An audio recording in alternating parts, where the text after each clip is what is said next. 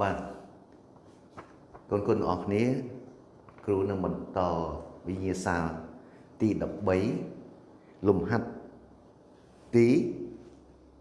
ទីម៉ានលំហាត់ទី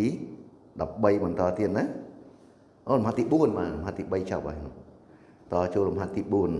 រ៉ូម៉ាំងគឺនិយាយអំពី transformator បាទសកាត់ហៅថា transform កូនមើលប្រធានជាមួយលោកគ្រូទាំងអស់គ្នារ៉ូម៉ាំងទី4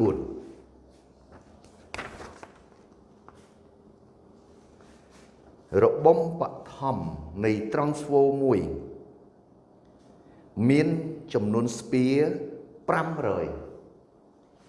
បាទ n អងស្មើនឹង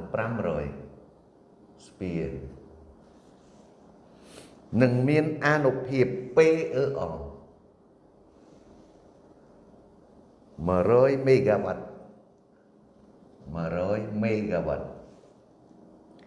តង់ស្យងប្រសិទ្ធនៃរបំបឋមនេះគឺ V អង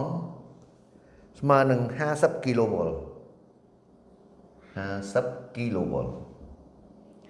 Transform នេះផ្ដល់ទិន្នផល 95%